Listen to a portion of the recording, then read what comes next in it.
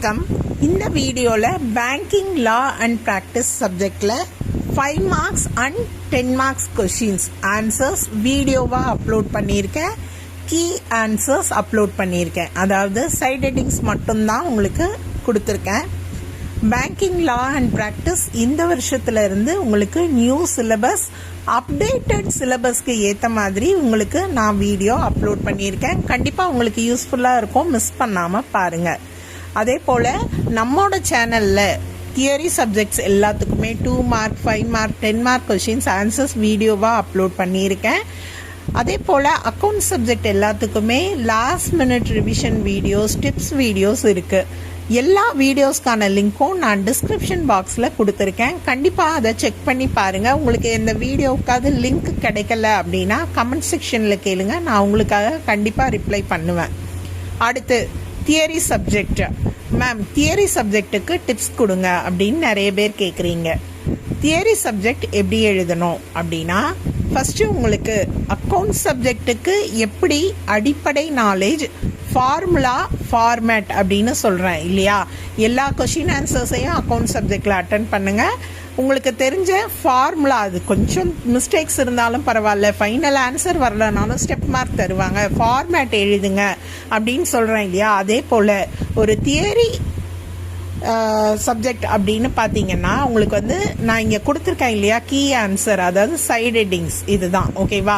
So நீங்கள் ஒரு சப்ஜெக்டை படிச்சுட்டு போயிருக்கீங்க அப்படின்ற அந்த ஒரு எண்ணத்தை பேப்பர் திருத்துறவங்களுக்கு நீங்கள் கொடுக்கணும் அப்படின்னா கண்டிப்பாக நீங்கள் 5 மார்க் 10 மார்க் கொஷினில் இந்த சைட் ஹெட்டிங்ஸை மட்டுமாவது ரொம்ப கரெக்டாக கொடுத்துட்டீங்க அப்படின்னா கண்டிப்பாக நீங்கள் ஃபெயில் ஆகிறதுக்கு வாய்ப்பே இல்லை.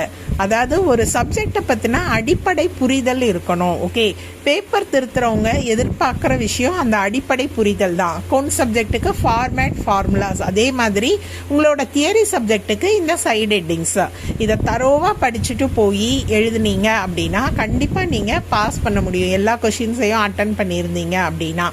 ஸோ எல்லா கொஷின்ஸையும் அட்டன் பண்ணுறது அப்படின்றத தப்பான புரிதலோட நீங்கள் யோசிக்காதீங்க.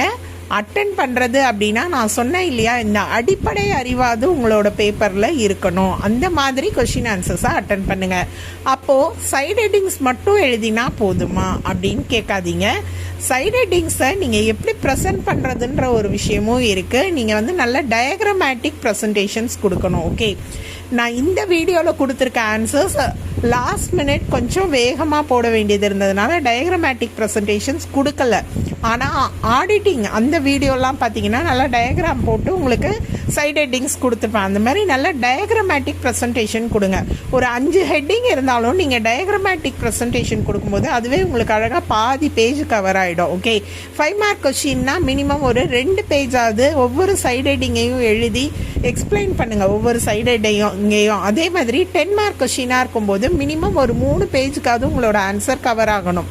ஒவ்வொரு சைட் ஹெட்டிங்க்கும் கண்டிப்பாக எக்ஸ்பிளனேஷன் கொடுங்க. ஓகேவா?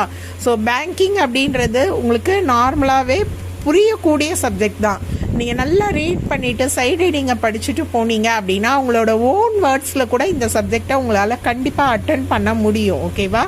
ஸோ இப்போ அப்லோட் பண்ணியிருக்கிறது பார்ட் 1 வீடியோ தான். பேங்கிங்க்கு பார்ட் 2 வீடியோவும் அப்லோட் பண்ணுவேன், 2 மார்க் கொஷின்ஸ் வீடியோவும் அப்லோட் பண்ணுவேன்.